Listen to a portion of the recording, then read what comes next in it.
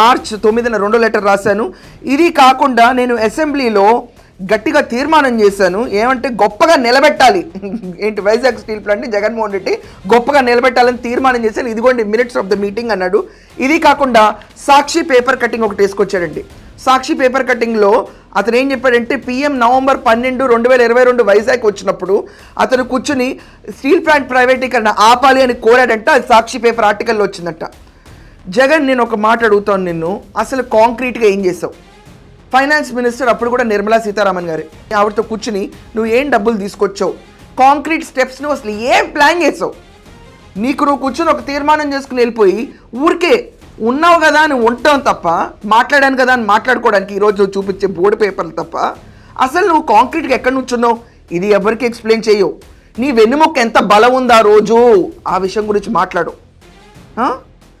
దాని తర్వాత steel plant ప్రైవేటీకరణ ఆపాలి అని చెప్పి ఇప్పుడు చంద్రబాబు నాయుడు కూడా సేమ్ రాష్ట్ర ప్రభుత్వాన్ని చంద్రబాబు నాయుడిని వేరువేరు కోరుతున్నాడు. ఎందుకు కోరుతున్నాడో నాకు తెలీదు.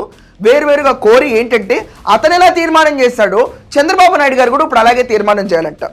వాళ్ళు రాష్ట్ర ప్రభుత్వం ఇప్పుడు స్టీల్ ప్లాంట్ ప్రైవేటీకరణ అడ్డుకొని, నీ టైంలో నువ్వైతే ఎల్వి సుబ్రహ్మణ్యం గారు చీఫ్ సెక్రటరీ 25,000 ఎకరాలని నువ్వు ఎలా వాడదాం అనుకున్నావో బయటకు వచ్చిన న్యూస్ నువ్వు చదవలేదా? క్యాపిటల్ కట్టేస్తా అని చెప్పావు కదా అక్కడ. ఆలోచన ఒకసారి ఆయన చెప్పాడు, నాకు వినంగానే అసలు షాక్ అయిపోయాను. విశాఖపట్నంలో ఉన్న స్టీల్ ప్లాంట్ని తీసేసి అక్కడ క్యాపిటల్ సిటీ కడదామన్నాడు ఆయన.